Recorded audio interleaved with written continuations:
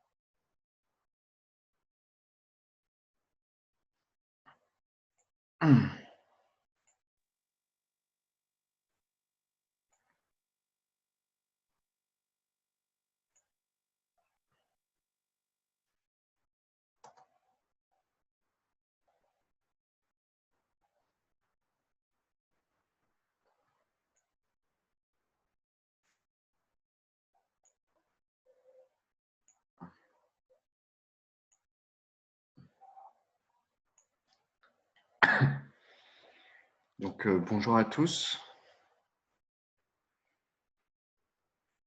Alors, concernant les notes, donc là, je viens juste de répondre au mail pour répondre aux étudiants qui m'ont demandé. Donc, je viens juste de répondre aux étudiants qui m'ont demandé leurs notes par mail. Donc, vous m'envoyez un mail. Donc, mon adresse, c'est caius.vogic@gmail.com. Donc, si vous voulez connaître votre note, vous m'envoyez un mail et moi, je vous répondrai avec votre note. Alors, donc, comme j'avais dit, les copies étaient vraiment pas bonnes. Pour votre information, j'ai fait mon barème normal et ensuite, j'ai multiplié les notes par 3. Donc, ça, voilà.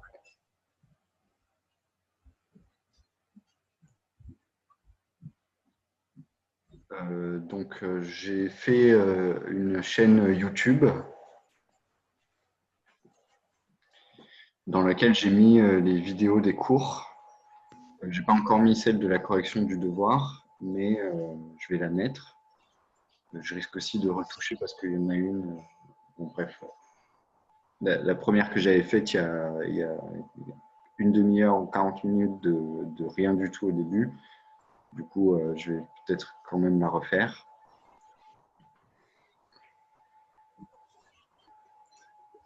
Donc voilà,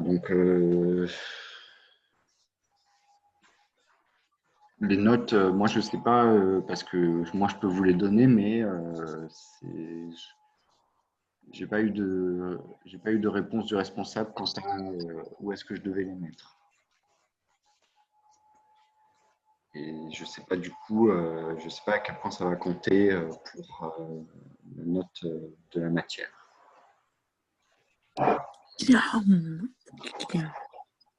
Donc voilà. Je- Alors bon, on va peut-être commencer. Oui, voilà. Alors je viens juste de répondre au mail qui me demandait les notes. J'ai pris un petit peu de temps parce que j'avais hésité à, à appliquer la multiplication par 3. Que finalement j'ai fait, ce qui vous fait des meilleures notes. Mais bon, c'était le premier examen, mais c'est vrai qu'avec le confinement, c'est difficile d'avoir à faire des examens, que ce soit qu'il n'y ait pas eu de DS1, c'est vraiment dur. Donc du coup, voilà, il ne faut pas non plus, se paniquer ou des trucs comme ça, mais c'est vrai que c'est une période difficile et que les évaluations, là, en cette période-là, les évaluations, c'est pratiquement impossible. C'est impossible de faire des évaluations qui seront dans des conditions d'examen. Donc, le seul truc qu'on puisse faire, c'est bricoler pour que vous ayez des notes. Parce que avoir des notes, c'est le truc principal qu'il faut, quoi. Parce que sinon, bon, allez, on va commencer. Donc, sauf si vous avez des questions. Euh, on entend quelqu'un. Euh, Monsieur? Vous Oui. m'entendez? Oui. Avant les vacances, vous avez prévu de nous donner en fait une interrogation à faire pendant les vacances et à vous le rendre à la rentrée. Ah oui, mais finalement, je l'avais pas faite. Et vous avez dit que vous allez nous l'envoyer après. Bon, qu'en est-il? On ne le fait plus ou c'est comment? Oui, mais ça, c'était un devoir maison. Ça aurait été un petit peu facultatif de toute façon, celui des vacances. Finalement, je ne l'ai pas fait parce que, bon, voilà, parce que déjà, à ce moment-là, je ne savais pas qu'il y allait y avoir un confinement. Mais donc, la prochaine interrogation écrite, peut-être qu'on la fera sous cette forme-là.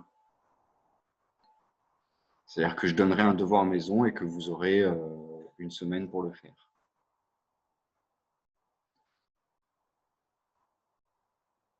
Donc, et on fera sur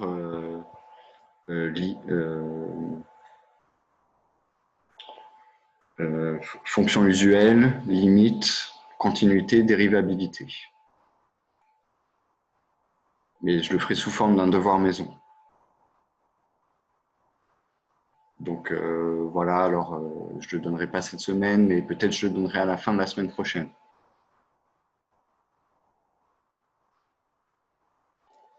Oui, oui, bah, devoir maison, bah.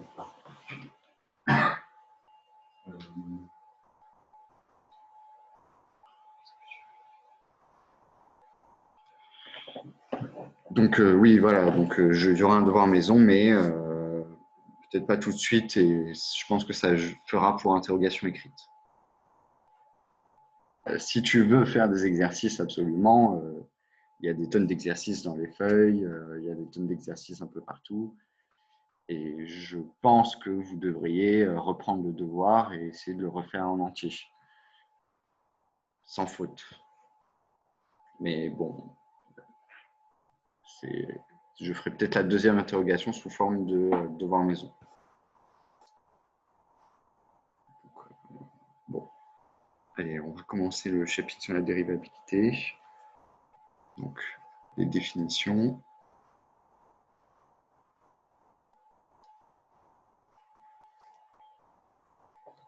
Alors,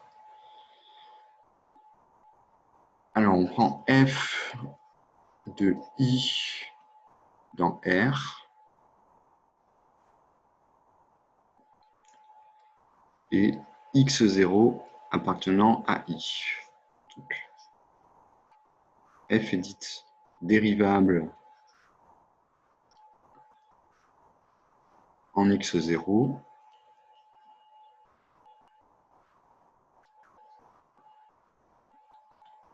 lorsque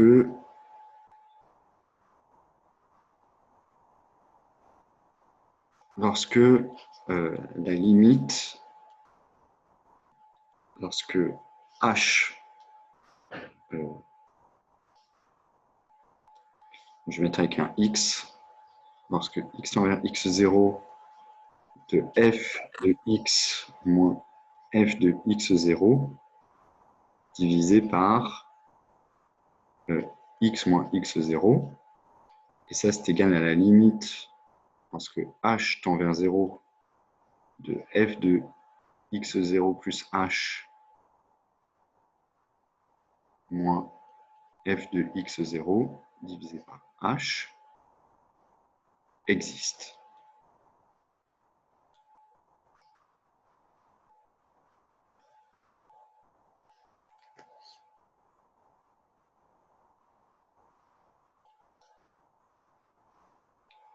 Et sa valeur,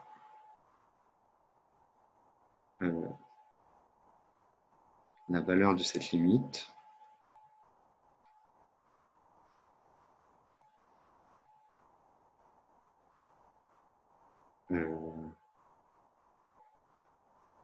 est la dérivée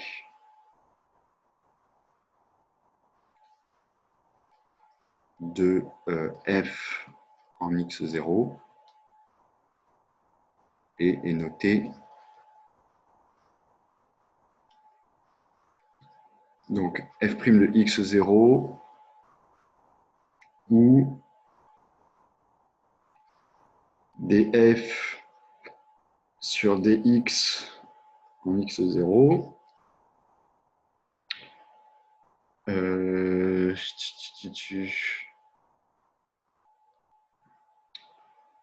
Parfois, ça je sais que c'est un truc physique, mais c'est df sur dx x0. Donc ça c'est des trucs de physiciens. Moi, je me mélange souvent avec les notations de physique.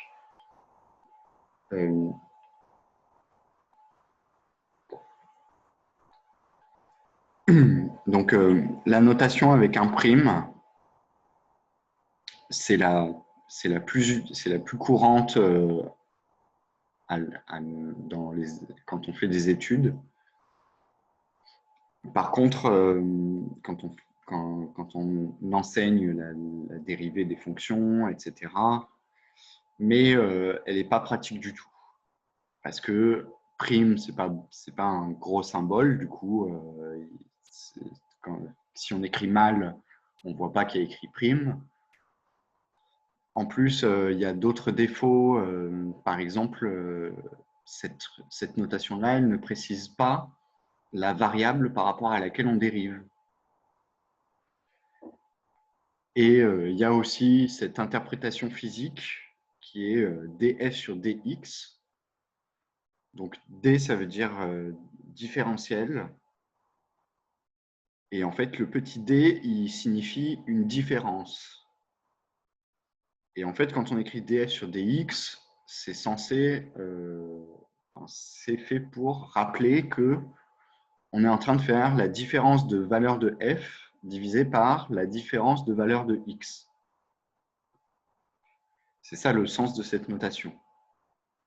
Et en fait, le petit d, ça signifie différence infinitésimale, c'est-à-dire que c'est une différence quand on tend vers, quand on tend vers 0. Enfin, quand on tend vers un petit écart. Bon, du coup, nous, on va utiliser la notation avec des primes, mais cette notation-là, en fait, elle est beaucoup plus pratique. Et notamment, normalement, en physique, où il y a plusieurs variables en jeu, c'est souvent celle-là qui est privilégiée. Alors, parfois, on note delta f sur delta x en x0. Ça, c'est la même chose que ça, avec le d ronde. Et donc, c'est comme ça. Sauf que ça, c'est plus utilisé. Ça, c'est déjà une notation très, très standard quand on a plusieurs variables. Donc, ça, c'est quand on dérive par rapport à quand on dérive par rapport à une variable, sachant que la fonction dépend de plusieurs variables.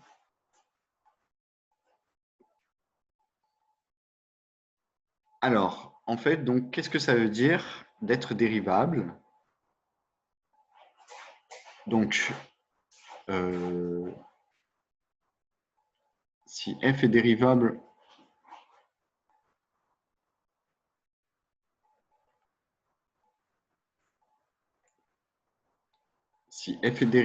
en x0, donc ça veut dire que la limite quand h tend vers 0 de f de x0 plus h moins f de x0 divisé par h, ça existe et c'est égal à f' de x0. Et donc, du coup, ça veut dire que f de x0 plus h, ça c'est égal à donc c'est f de x0 plus h fois f' de x0 plus on va dire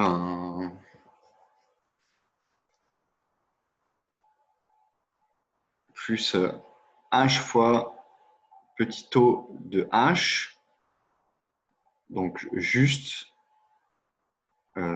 ceci, ça tend vers 0 lorsque h tend vers 0. Donc ça, c'est une partie qui est négligeable. Cette partie, elle est... ça, c'est la partie qui tend vers 0.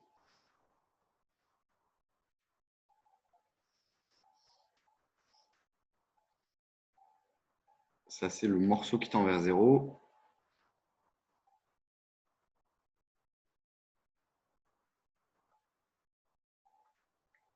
Donc, c'est un peu négligeable.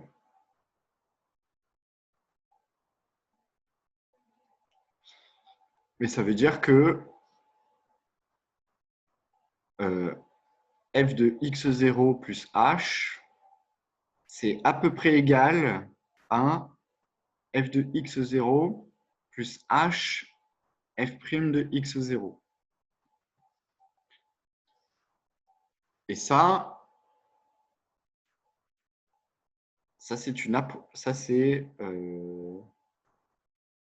c'est donc une approximation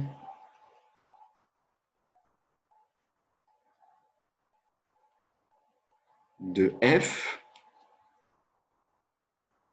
et c'est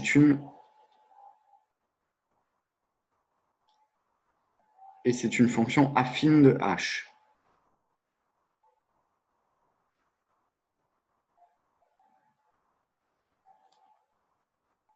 Donc ça veut dire que c'est une approximation de f par une droite.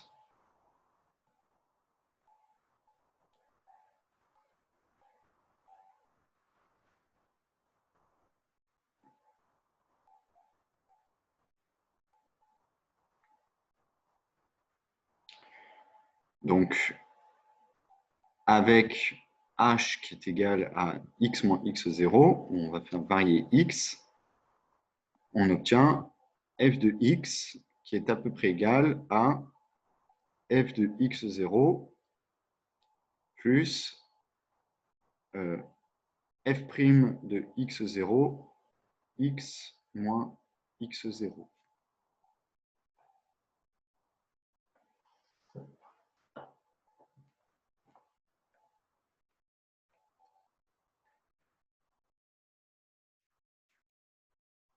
OK.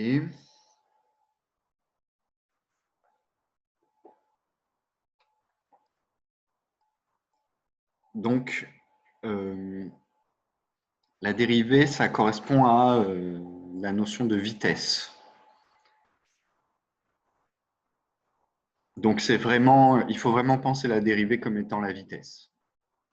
Parce que par définition, la grandeur physique qu'on appelle la vitesse, c'est la dérivée de la position, donc de la distance, si vous voulez. Vous connaissez peut-être, pour les unités, la vitesse, c'est distance sur temps. En fait, c'est la dérivée de la distance par rapport à la variable temps, par rapport à une variable t qui serait le temps.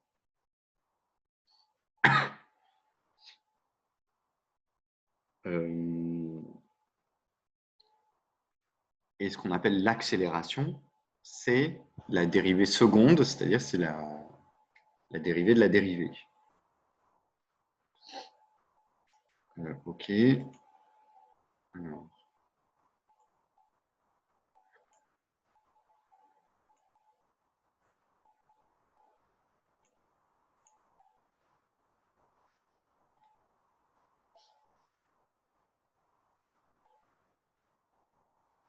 Alors, OK.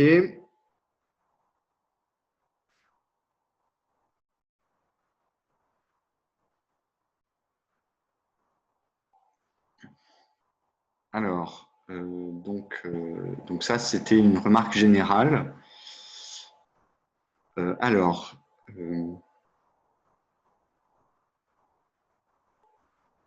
Pour f dérivable,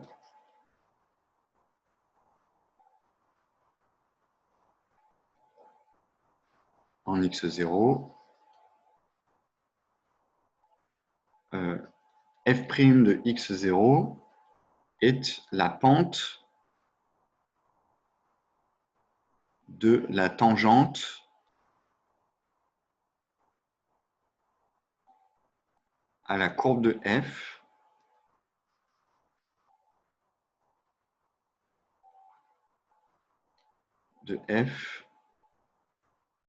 en x0. Donc, je vais faire un petit dessin.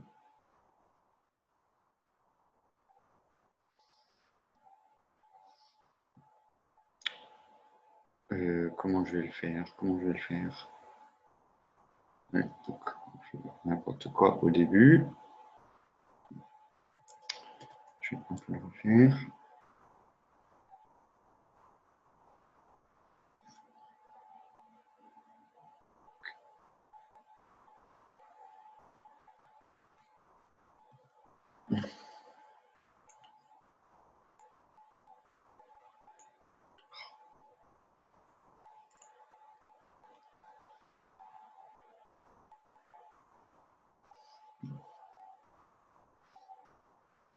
Je vais faire en violet la tangente. Alors, donc ça, je vais appeler ça x0. Ça, c'est f de x0. Et donc, la tangente, qu'est-ce que c'est? C'est une droite qui va juste passer par, qui va frôler la courbe. Alors, je sais qu'on peut faire une droite dans ce logiciel, mais si je fais comme ça, oui.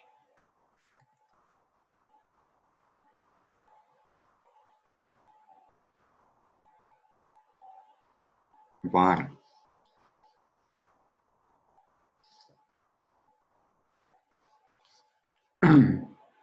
Du coup, ça, c'est la tangente à la courbe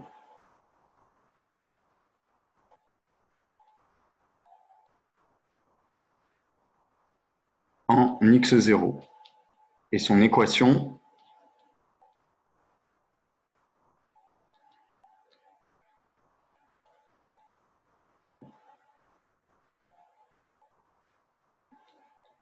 est,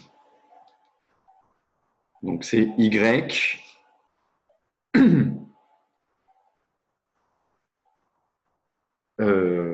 donc c'est donné dans le truc, c'est f' de x0 fois x moins x0 plus f de x0. Donc ça, c'est f' de x0 fois x plus donc f de x0 moins x0 f' de x0. Donc ça, c'est de la forme, ça c'est y égale ax plus b.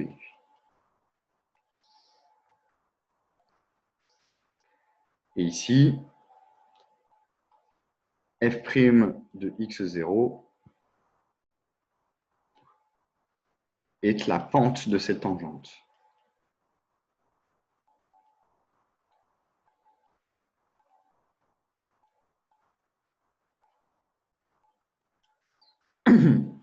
Du coup, plus f' de x0 va être grand, plus la fonction, quand on est proche de x0, elle aura tendance à monter vite. Si jamais elle est proche de 0, si jamais f' de x0 est proche de la valeur 0, alors ça veut dire que la fonction, elle est assez plate. Et si jamais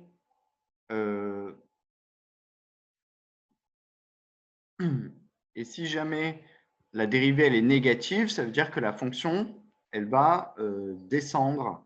Donc, elle va être décroissante, peut-être, enfin, a priori, au voisinage de x0, elle va aller plutôt vers le bas.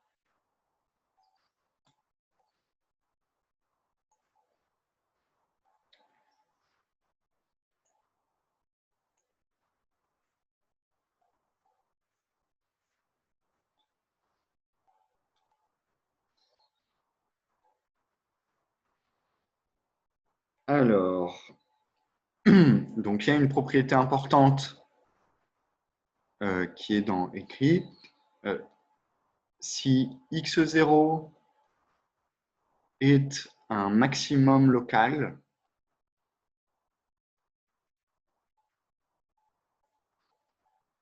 alors f' de x0 égale 0. Donc, je rappelle que x0 maximum local, donc ça c'est important, ça signifie que il existe un upsilon strictement positif. Je vais l'écrire juste en dessous. Ça signifie que c'est que quel que soit x appartenant à l'intervalle x0 moins upsilon, x0 plus upsilon, f de x est inférieur ou égal à f de x0. Ça veut dire que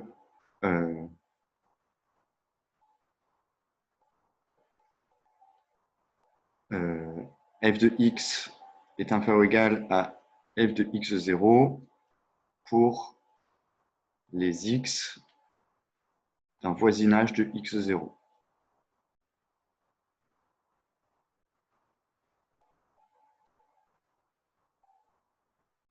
Donc ça, c'est la partie maximum, et ça, c'est la partie locale.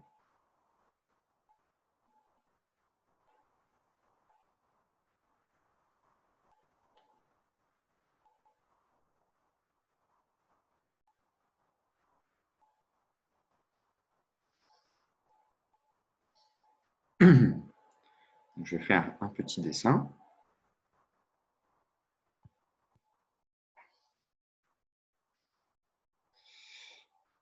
Alors, je fais du coup un maximum qui est vraiment local.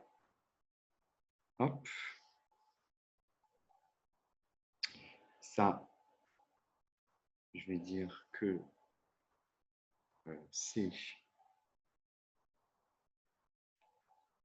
0, f de x0.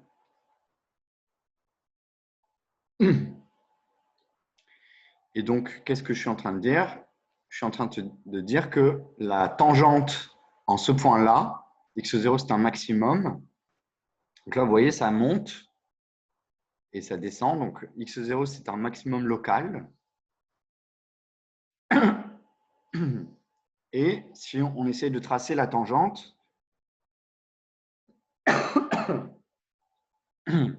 en fait, ça va être une tangente horizontale. Je vais la refaire.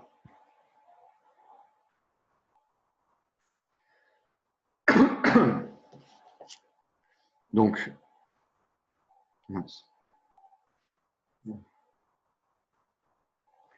la tangente à la courbe en un maximum local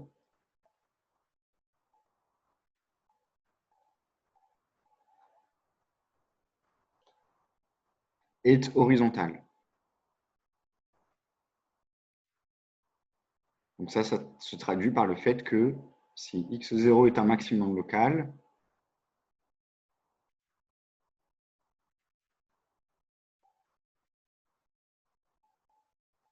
alors f' de x0 égale 0. Alors, dans tous les problèmes, dans énormément de problèmes scientifiques, il s'agit de trouver des maximums ou des minimums. Et du coup, ce que nous dit ce résultat, c'est que si on doit chercher un maximum local ou un minimum local, alors il faut le chercher parmi les points pour lesquels la dérivée s'annule. Ce qui, dans beaucoup de cas, diminue beaucoup les les zones à chercher. Normalement, il n'y a pas énormément de points pour lesquels la dérivée s'annule. Si jamais vous avez une fonction et que vous connaissez sa dérivée, que sa dérivée elle s'annule en, je sais pas, 4 points, bah, vous n'avez que à vérifier si parmi ces 4 points, lequel serait un maximum global. Puisque, a priori, si on avait un maximum, même un maximum local, il serait parmi ces 4 points. Donc, du coup, c'est une information pertinente. Parce que, au lieu de dire je cherche un maximum parmi une infinité de points, en fait, j'en suis plus qu'à dire que je cherche un maximum parmi parmi uniquement ces 4 points. Du coup, c'est quand même. Alors, par contre, je mets en garde que la réciproque n'est pas forcément vraie. On peut avoir que la dérivée s'annule, mais qu'on n'a pas un maximum ou un minimum local.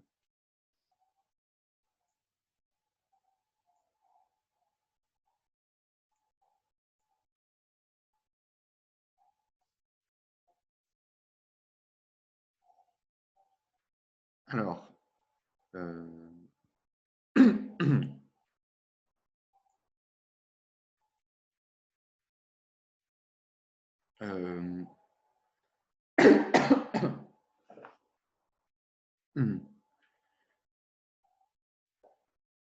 alors, qu'est-ce que je voulais dire? Oui, donc, ceci fonctionne aussi pour un minimum local.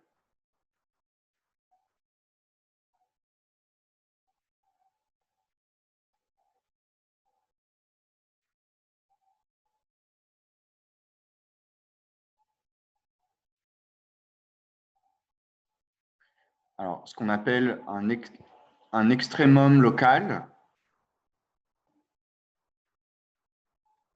c'est un maximum ou un minimum local. Alors, remarque,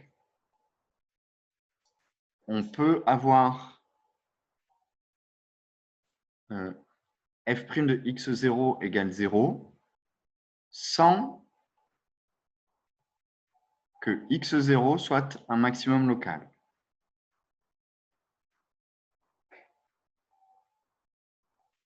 Un extrémum local.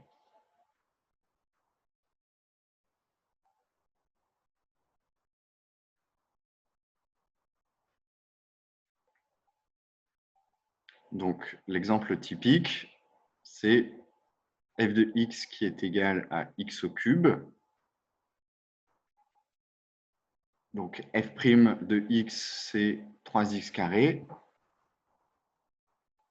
F' de 0, c'est égal à 0. Mais 0 n'est pas un maximum local, un extrémum local.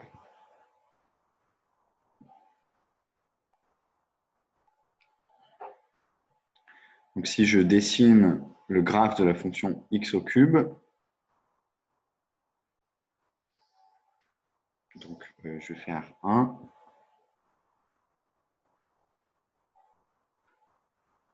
1, 1.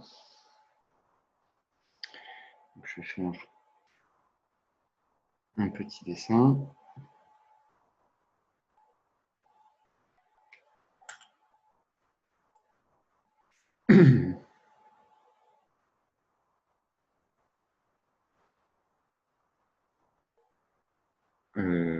C'est parti.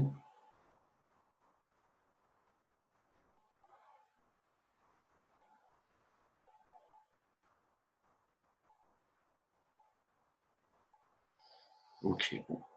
Pas hyper beau, mais soit.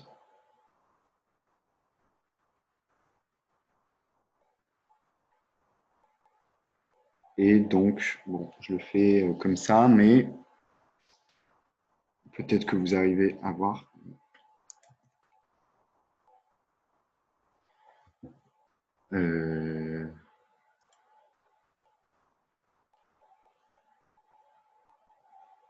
Je vais garder la même couleur quand même. Donc là, la tangente à la courbe est horizontale.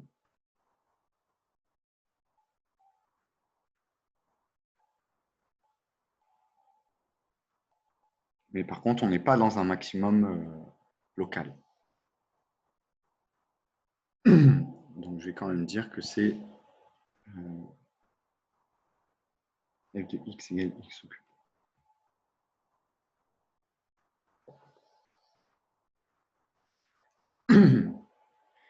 OK.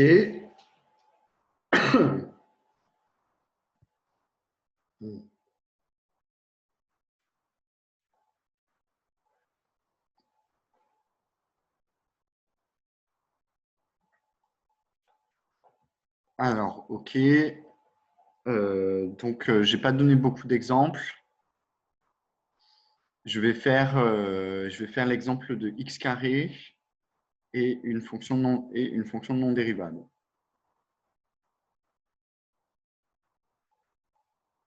Donc, d'abord, je vais faire dériver à droite et à gauche. Donc, comme pour la continuité ou pour les limites, on avait la notion de, dérivabilité à droite et dérivabilité à gauche. Donc,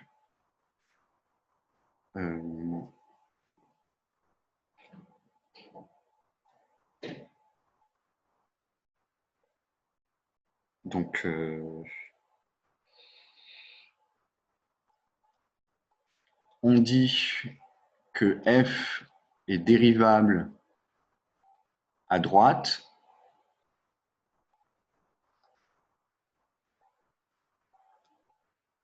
de x0 lorsque la limite quand h tend vers 0 avec h strictement positif de f de x0 plus h moins f de x0 divisé par h existe. Et ça, noté alors, fd de f'd de x0. Donc, dérivable à gauche,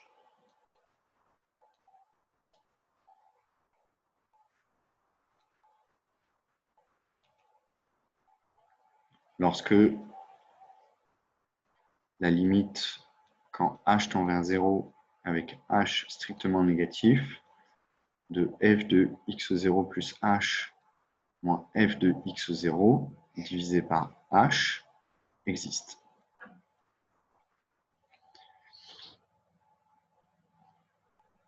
Alors, f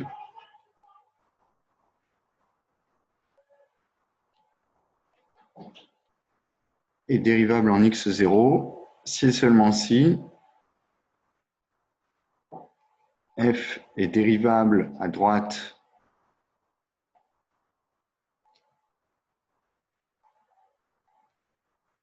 et à gauche. Donc, et ça, j'appelle ça noter fg de x0, f'g de x0, à droite et à gauche, et les limites sont égales.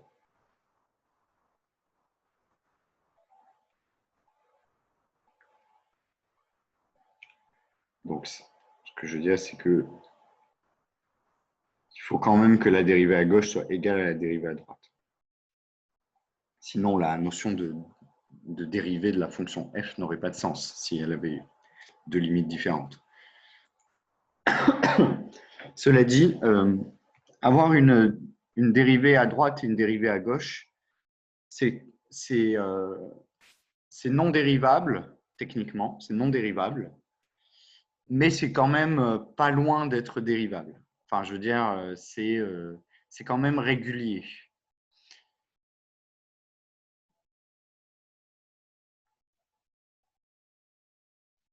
Donc, si la dérivée à droite et la dérivée à gauche existent, c'est déjà mieux que…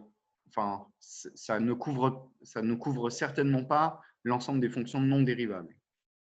Il y a des fonctions non dérivables, il y en a un bon paquet et elles sont toutes bizarres.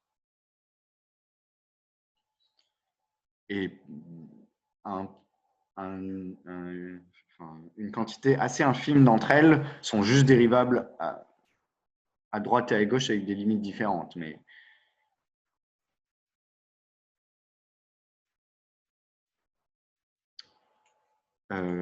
alors, qu'est-ce que je voulais dire?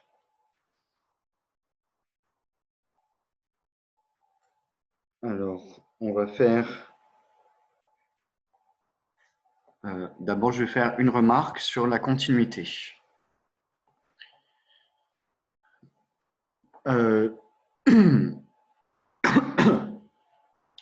Donc, pour que f soit dérivable en x0, ce qui signifie que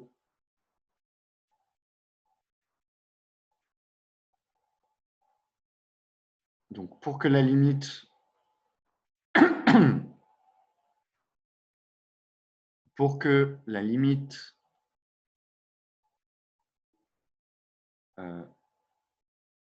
lim quand h tend vers 0 de f de x0 plus h moins f de x0 divisé par h existe,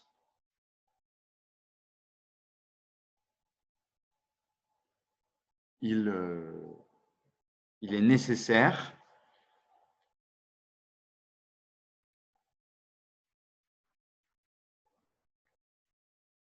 que la quantité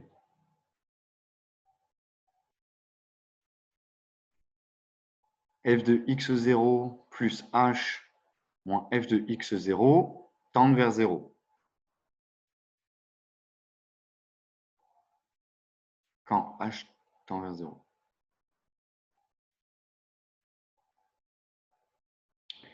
Ce qui signifie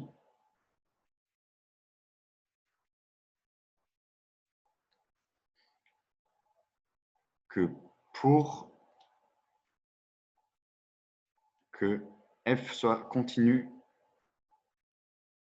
ce qui signifie que f est continu en x0.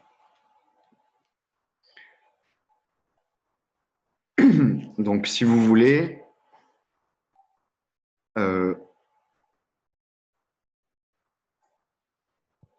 pour qu'une fonction soit dérivable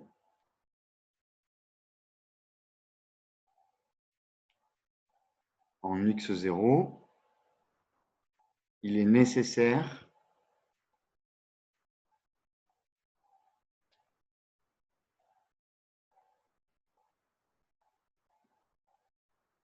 qu'elle soit continue en x0.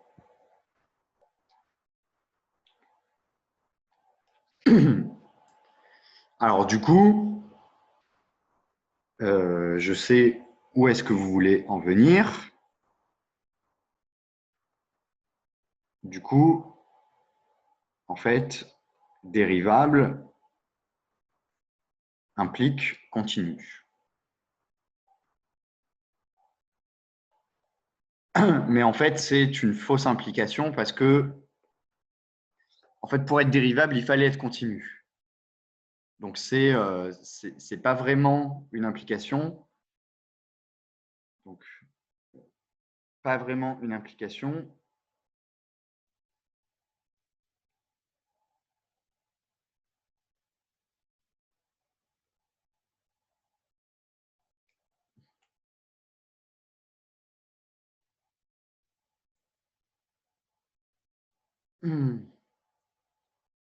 Car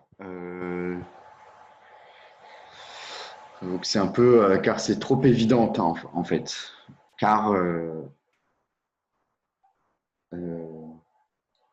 si Si vous voulez, ce n'est pas une démonstration, c'est car être dérivable nécessite dans sa définition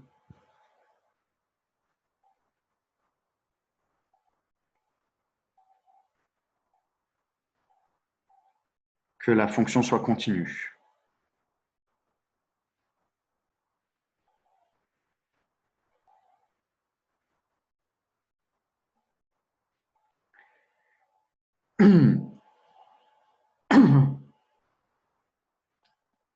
Donc, en fait, si vous voulez, c'est que c'est tellement évident que dérivable entraîne continu. C'est tellement une évidence que, ça nous fait du mal de parler d'implication. Parce que ce n'est pas une implication.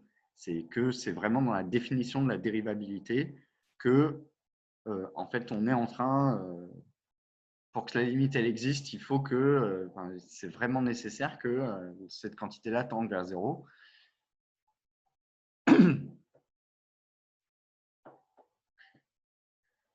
Donc voilà, alors vous pouvez garder en tête que dérivable entraîne continu, mais il faut quand même que ce soit clair que ça c'est une évidence mathématique. Et quand je dis une évidence mathématique, ça ne veut pas dire que je suis très bon et que je comprends bien, ça veut dire que c'est vraiment évident. C'est écrit dans la définition. Bon, c'est une subtilité, mais vous pouvez garder ça en tête, que si on est dérivable, c'est qu'on était déjà continu.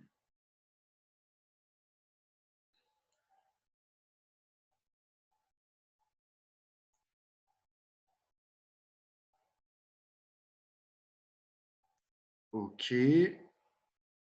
Alors, oui, alors je voulais faire un exemple. Donc, exemple avec f de x égale x au carré.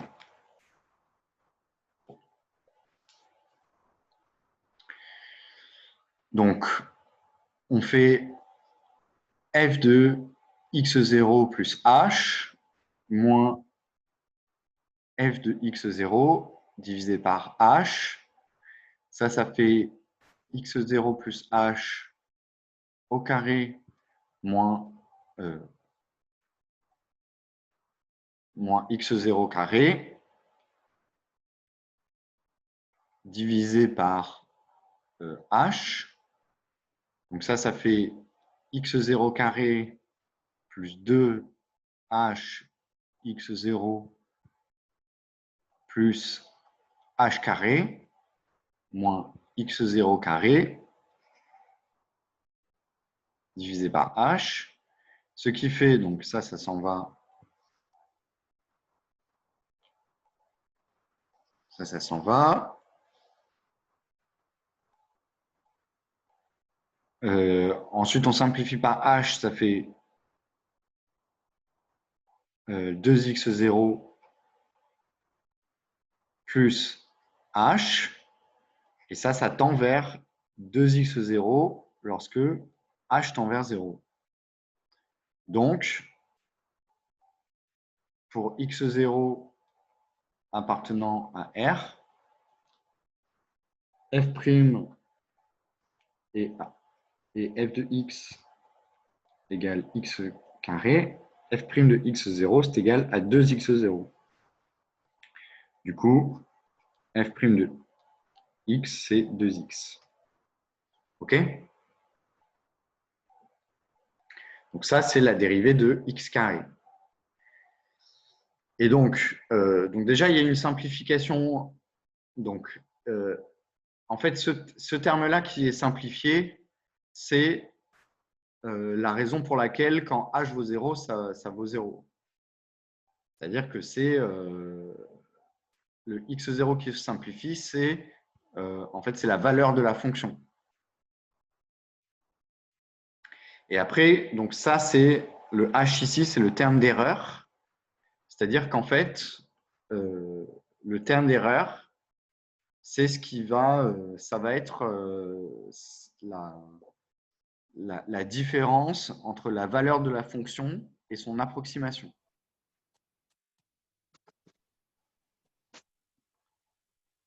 Donc, si la fonction était affine, ça, ce serait constant.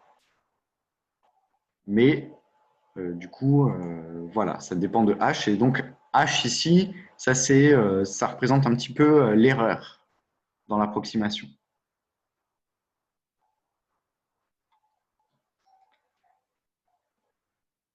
Alors, est-ce que je vais en faire une autre?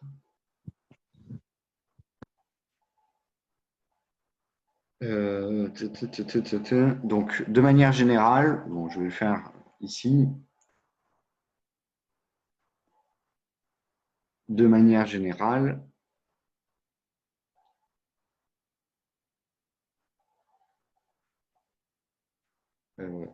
avec f de x égale x puissance r,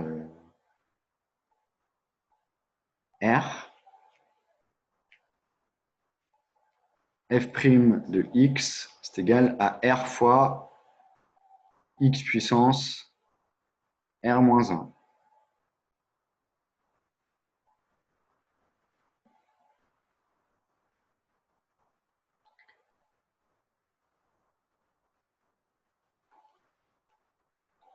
Donc ça, c'est valable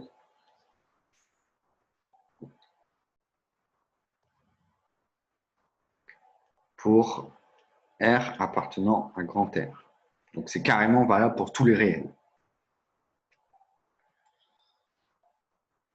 OK.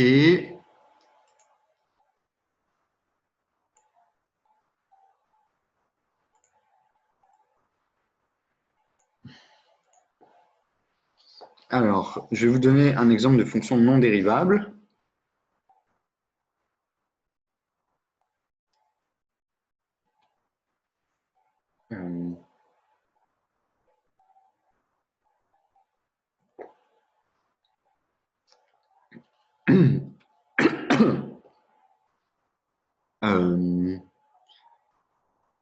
Donc, exemple de fonction non dérivable.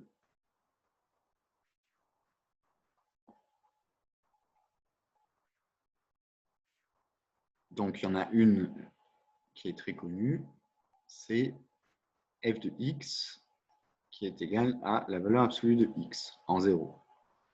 Évidemment, c'est en 0, hein, c'est là où il y a des problèmes.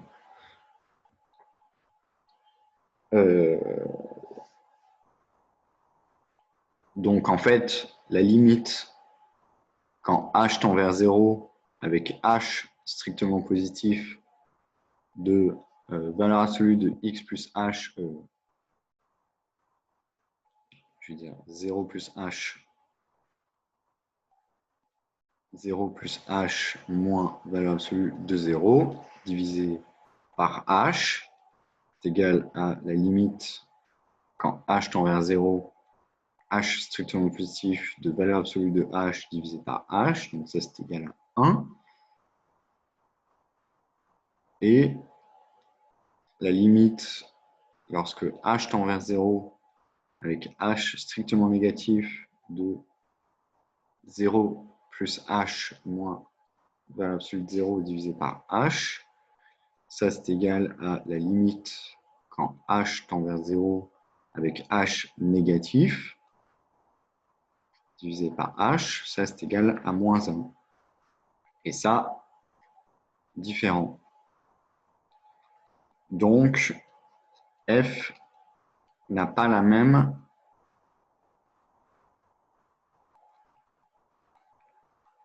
dérivée à droite qu'à gauche. Elle n'est donc pas dérivable.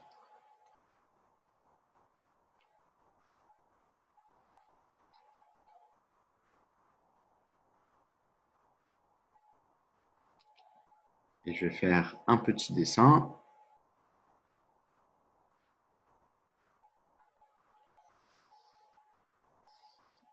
Donc, je vais peut-être utiliser la technique.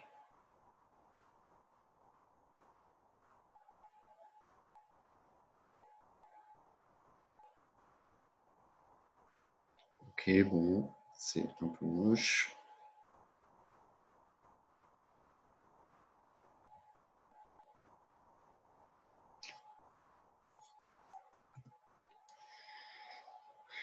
Ça, je vais le faire à la main.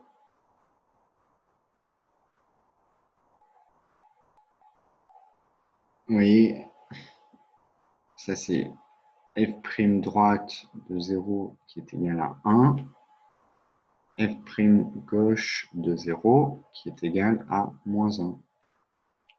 Ça, c'est la valeur absolue de x.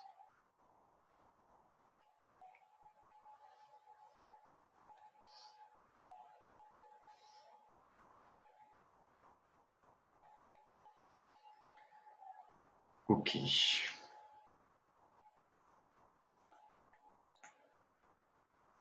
Ok.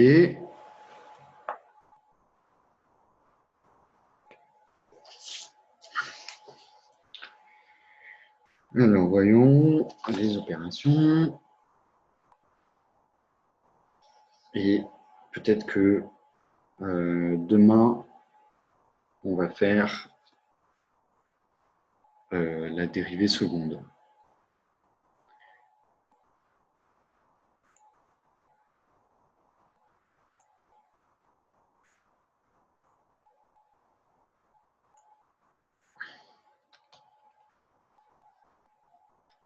Alors,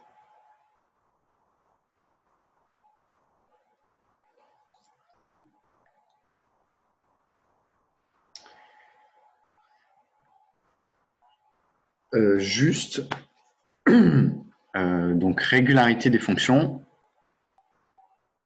classification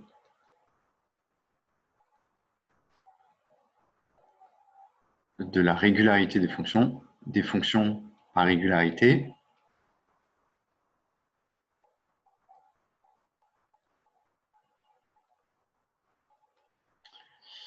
Alors, donc ça c'est des notations. Donc C0, ça signifie continu.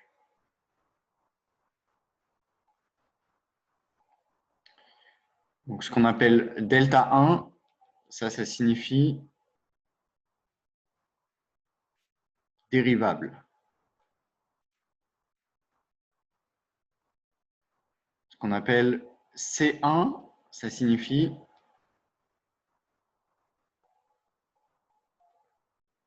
dérivable à dérivée continue.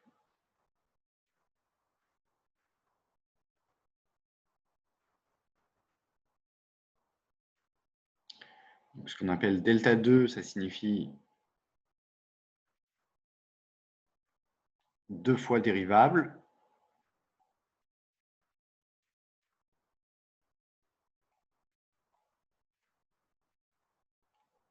Ce qu'on appelle C2, ça signifie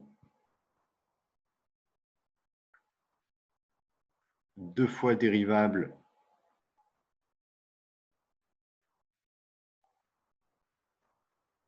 à dérivée seconde continue.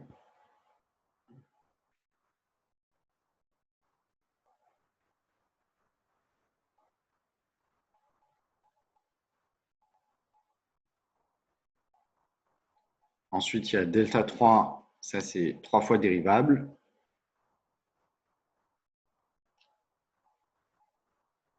Dérivable 3 fois.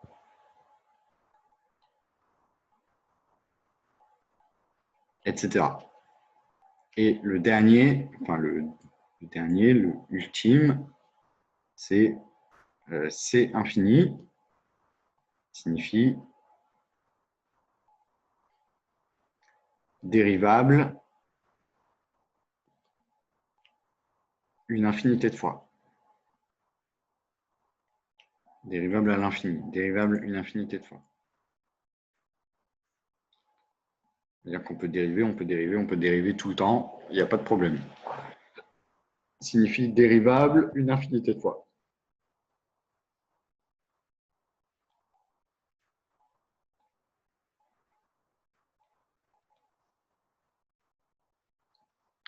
Alors, je vais le noter en haut, mais RQ.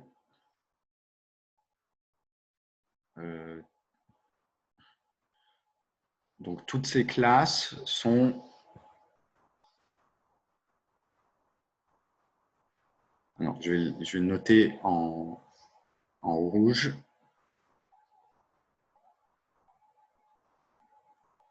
Donc, je vais refaire ce point.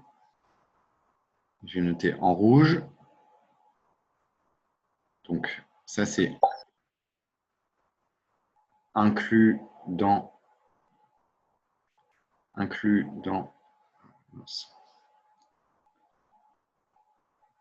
Je ne sais pas comment le faire de manière pas moche.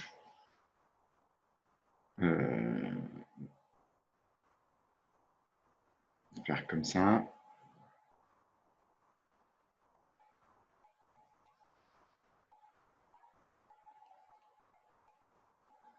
Et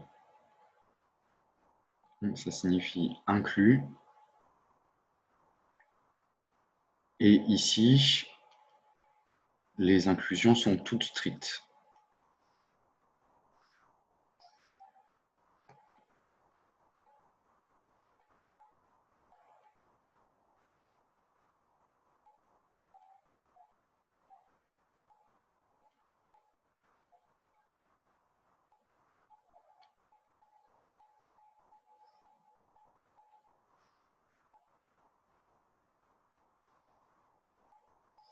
OK.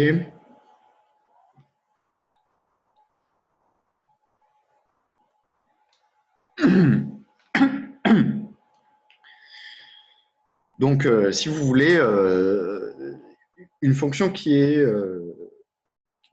pas continue, c'est une fonction un petit peu sauvage.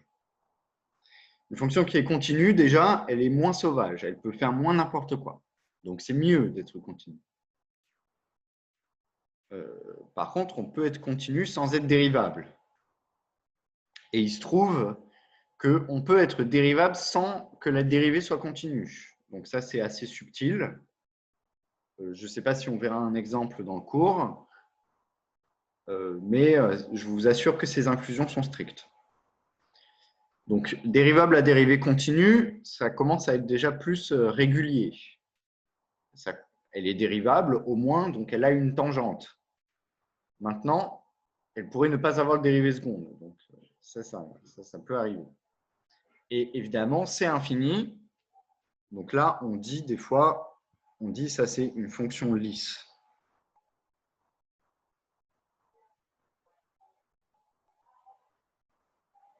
Donc, en anglais, c'est smooth.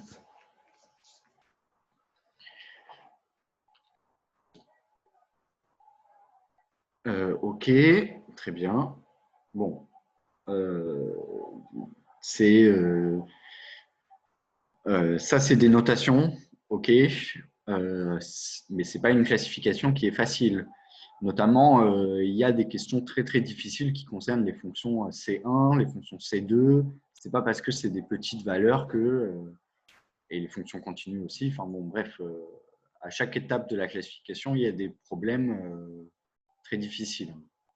Il n'y a pas de classe plus facile. C'est infini, évidemment, c'est plus pratique parce que du coup, on n'a pas à se poser la question de la dérivabilité, mais ça ne veut pas dire qu'il n'y a pas de problème. Surtout, montrer qu'une fonction est C infini, normalement, ce n'est pas facile. OK. Alors, les règles de la dérivabilité, règles de la dérivation.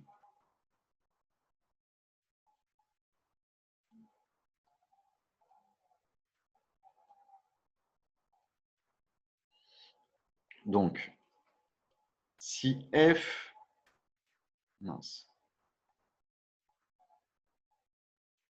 et g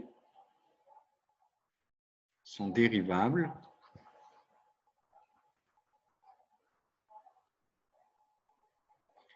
alors f plus g est dérivable. Donc, oui, je n'ai pas dit…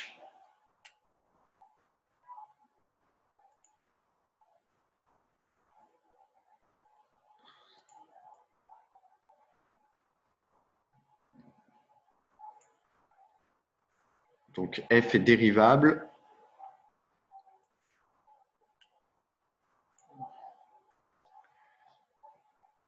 Donc, j'ai effacé, mais peut-être que je n'avais pas besoin d'effacer, mais bon. Donc, f est dérivable si elle est dérivable en tout point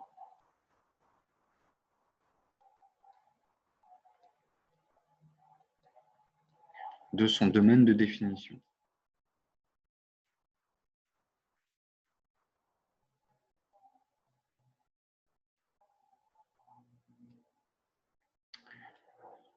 Donc règle de la dérivation. Donc, si f et g sont dérivables,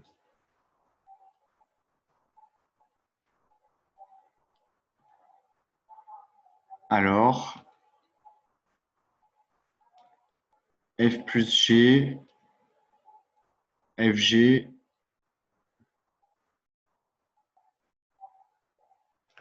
et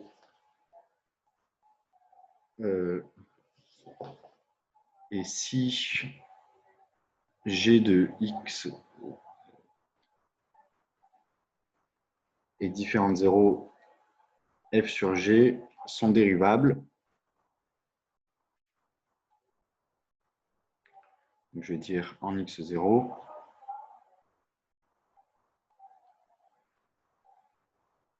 Et on a donc, bon, je vais utiliser avec les primes.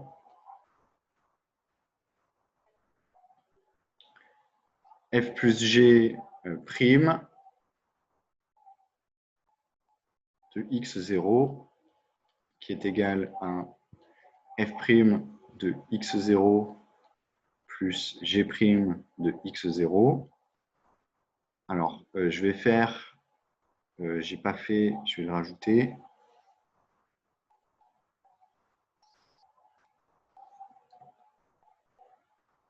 Donc, lambda F et lambda appartenant à R. Donc, lambda F prime, ça c'est lambda fois F prime de x0, x0, où lambda c'est une constante.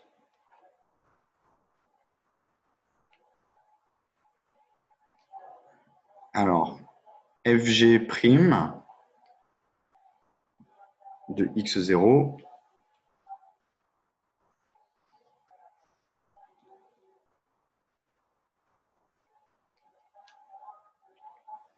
donc ça, donc au début là ça va, hein, la dérivée d'une somme c'est la somme des dérivées, multiplié par une constante, ça multiplie par cette même constante la dérivée. Alors pour le produit de deux fonctions c'est plus subtil parce que ça va faire f' de x0 fois g de x0 plus f de x0 fois g' de x0. Donc ça, c'est la formule, peut-être que vous l'aviez vu avec des u et des v. La dérivée de uv, c'est u'v plus v'u.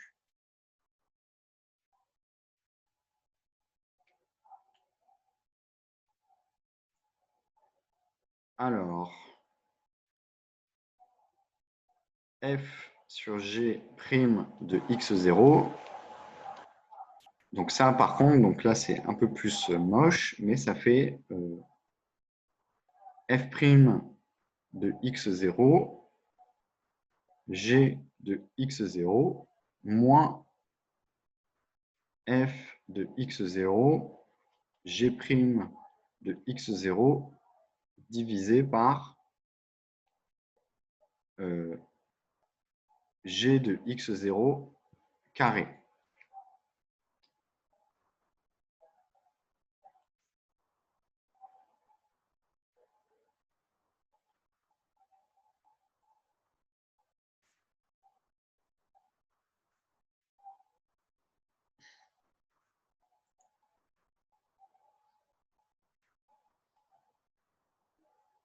Donc, tout ça, c'est par cœur, hein.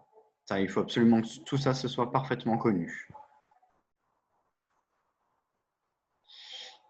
Alors, nous, on avait fait, je me souviens que je vous avais parlé de ça. C'était sur la composée de deux fonctions. Donc,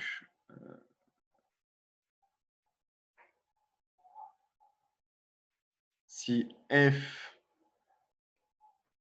de i dans R et g va de j dans R et x0 appartient à i et f de x0 appartient à j, si f est dérivable en x0 et que g est dérivable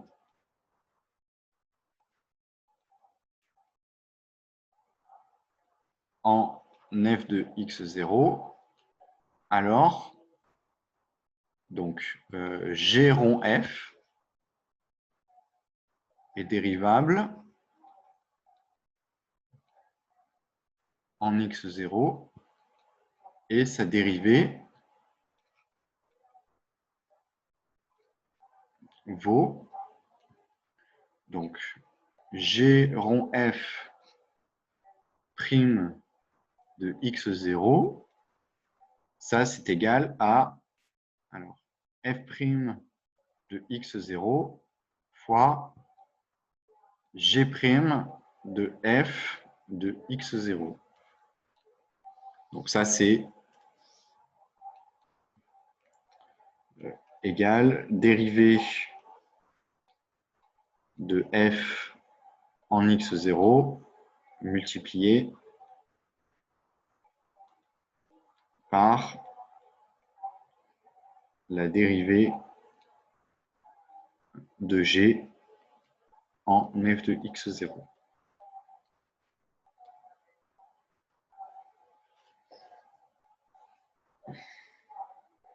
Donc normalement, avec ces règles de calcul, on peut calculer la plupart des dérivées qui existent.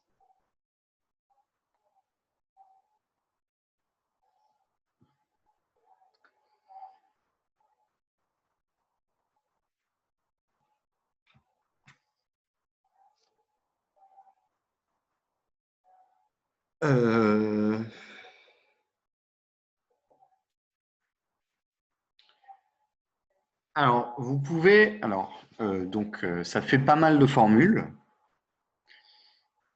Et vous avez vu, donc, par exemple, pour le quotient f sur g, c'est une formule un peu compliquée, quoi.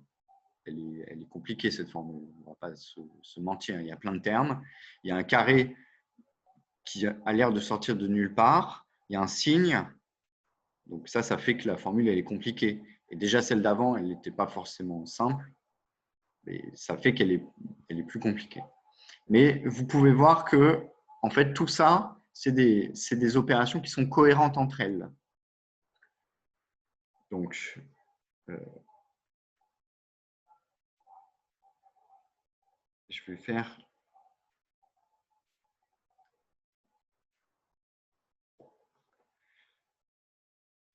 Donc, je vais faire un pseudo-exemple.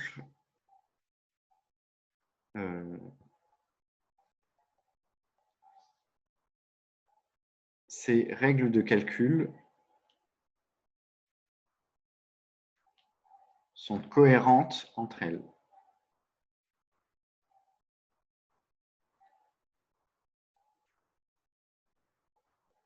Vous allez me dire, c'est normal, mais a priori, ce n'était pas évident.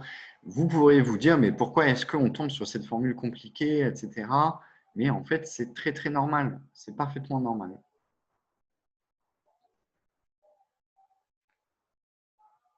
Donc, par exemple, alors, je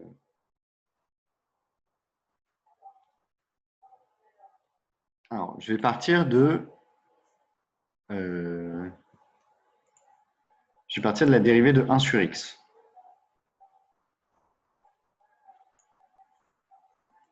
Alors,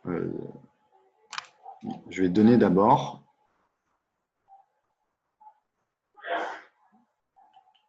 oui. Donc, non, je vais y aller progressivement.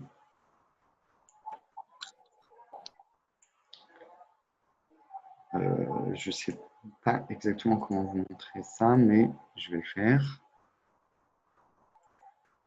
Je cherche mes mots, hein, je suis désolé. Alors, avec f de x qui est égal à 1 sur x. F' de x, ça va être moins 1 sur x carré. Donc, f de x, ça c'est x puissance moins 1.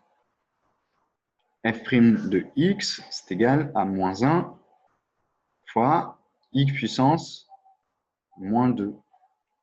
Donc, ça fait moins 1 sur x carré. OK?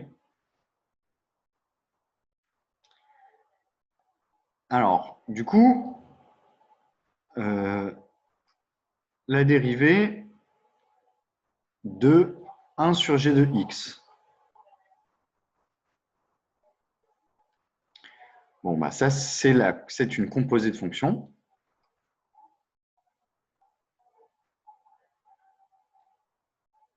Donc, c'est f de g de x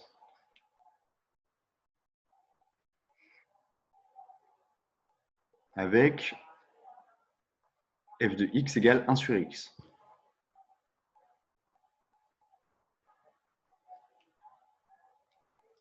Donc, la dérivée 1 sur g de x prime de x0, 1 sur g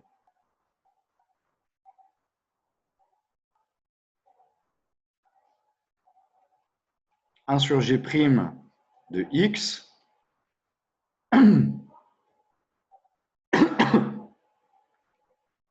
c'est f rongé. Donc là, c'est inversé. Hein. J'avais mis g rond f et là, j'ai mis f rongé. Ça va être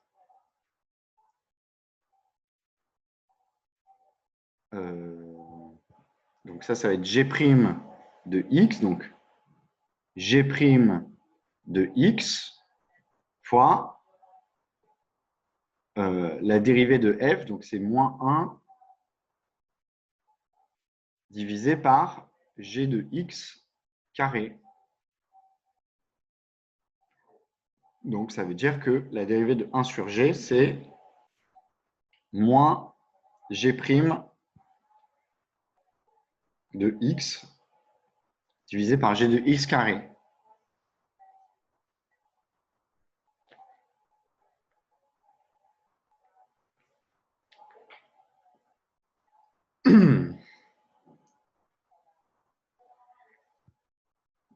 Et maintenant, donc du coup,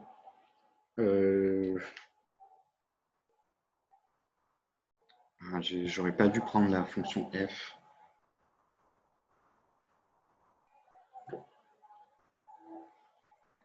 Bon, je vais prendre une autre fonction. Si h est une autre fonction,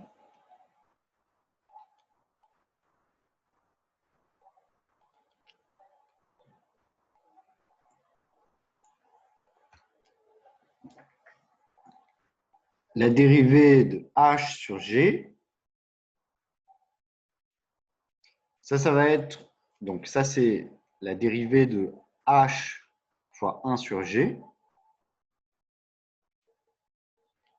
Ça va être h' de x divisé par g de x plus h de x fois la dérivée de 1 sur g qui était fois moins g' de x divisé par g carré, g de x carré.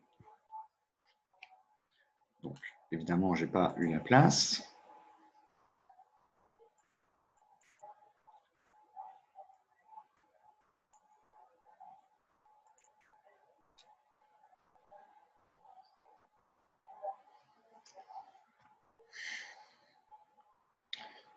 Donc, si vous voulez, on a h sur g' de x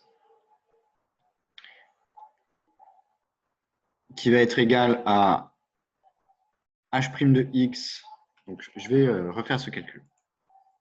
Je vais le faire en détail parce que je pense que c'est important que vous l'ayez bien compris. Donc, ça, c'est égal à h fois 1 sur g' de x. Ensuite, je passe ici, ça c'est la règle du produit.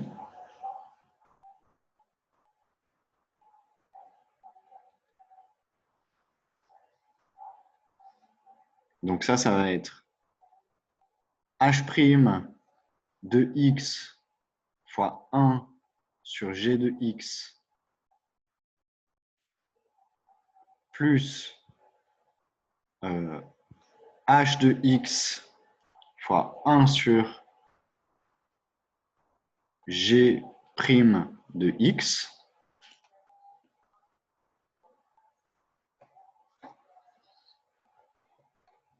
OK.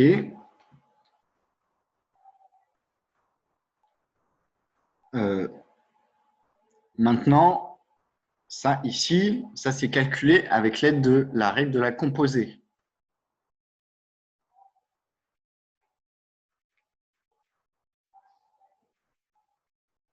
Ça c'est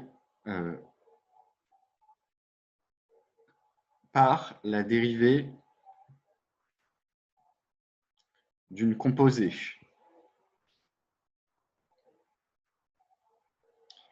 avec f de x égale 1 sur x. Donc ça, en fait, ce morceau-là, il est égal à moins g' de x divisé par g de x au carré. Donc du coup, ça fait que, je reviens là, égal à, donc c'est h' de x divisé par g de x plus cette quantité-là qui est h de x fois moins g' de x divisé par g de x au carré.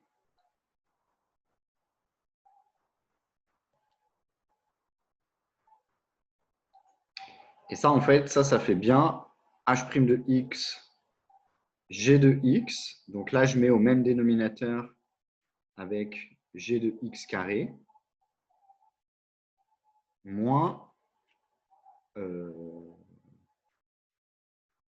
donc c'est h de x fois g' de x. OK. Alors, si jamais vous voulez un moyen mémotechnique, donc ici,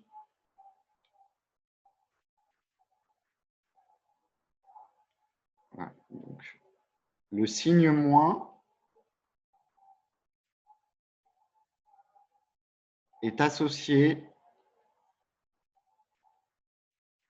à la dérivée du dénominateur.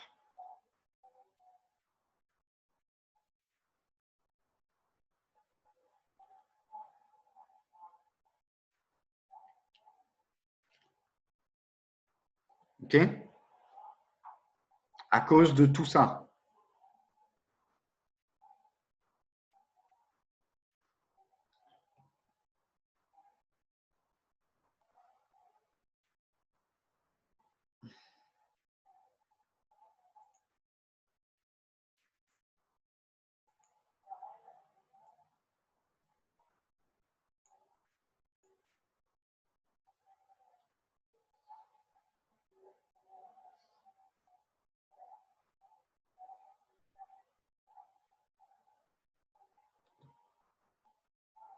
OK. Alors, je vais donner quelques autres valeurs de dérivée avant de finir. Donc, par exemple, la dérivée de Donc, f carré prime de x, ça va faire 2 f' de x, f de x. De même, f puissance r de x prime, ça va faire r f' de x, f de x puissance r-1. Donc, ça veut dire que racine de f' de x, ça va faire 1 demi de f' de x divisé par racine de f de x. Et donc, par exemple, le ln de f' de x, ça va être f' de x divisé par f de x. Ou e de f' de x, ça va être f' de x, e de f de x.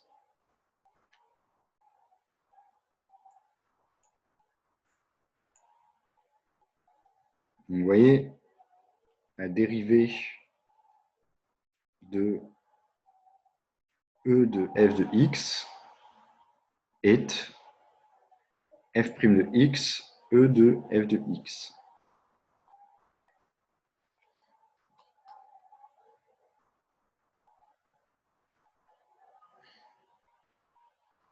OK.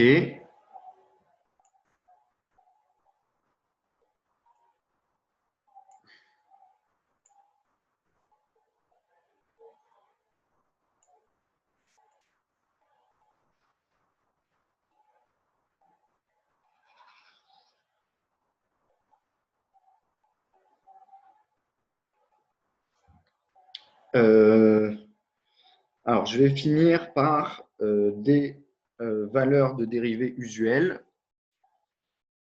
Donc, quelques calculs de dérivées usuelles.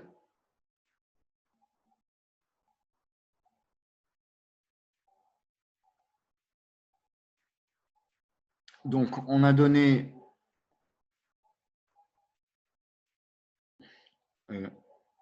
f de x qui est égal à x puissance r,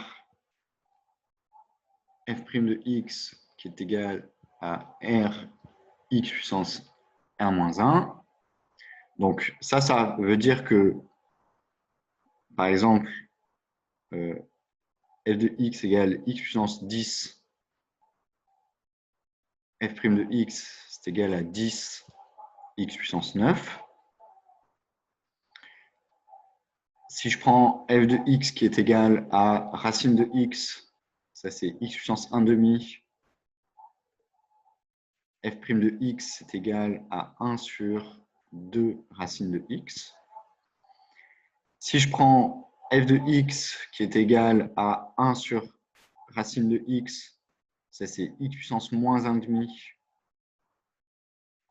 Là j'ai f' de x qui vaut moins 1 demi, donc moins 1 sur 2 x racine de x.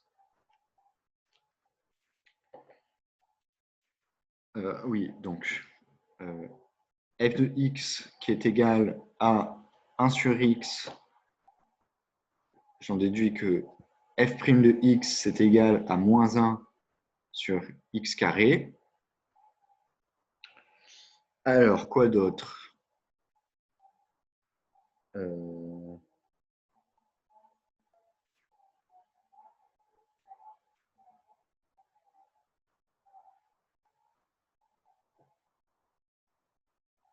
Donc, ln de x, ça c'est f' de x qui est égal à 1 sur x. Donc, celui-là, il est particulier parce qu'en fait, vous voyez, 1 sur x, on n'aurait pas pu l'obtenir avec cette formule-là. Parce que pour avoir… donc, c'est pour ça que la fonction logarithme, elle est si particulière. C'est que si on cherche à avoir puissance… si on cherche à obtenir x puissance moins 1, on cherche à trouver une fonction dont la dérivée, c'est x puissance moins 1. Et donc, on a une super idée. On va prendre la formule pour x puissance r et on va se débrouiller pour que, quand on la dérive, on tombe sur x puissance moins 1. Sauf que prendre x puissance, obtenir x puissance moins 1, ça nécessiterait de prendre r égale 0. Sauf que si on prend r égale 0, en fait, on tombe sur une fonction constante. Donc, f de x égale 1, dont la dérivée vaut 0.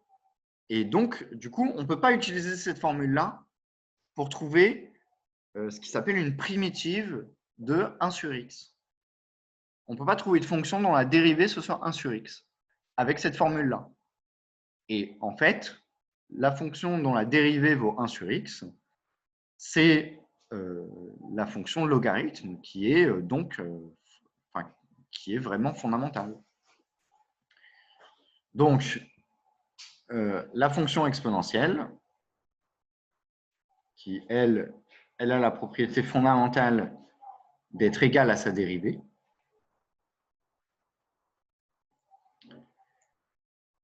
Et après, donc, la dérivée de sinus, c'est cosinus, et la dérivée de cosinus, c'est moins sinus. Donc, cos prime de x, c'est égal à moins sin de x, et sin prime de x, c'est égal à cos de x. Alors, OK. Bon. Je vais… Bon, moi, j'ai 47 là sur mon téléphone. Demain, on continuera le cours. On fera notamment l'inégalité des accroissements finis, règle de l'hôpital et les fonctions 2 fois dérivables. Demain, non pas demain, jeudi matin. Et cet après-midi, on fait des exos sur la continuité.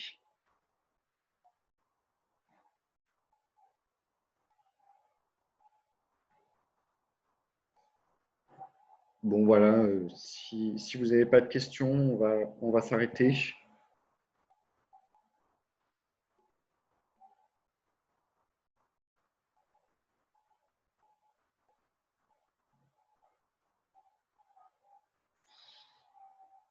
OK.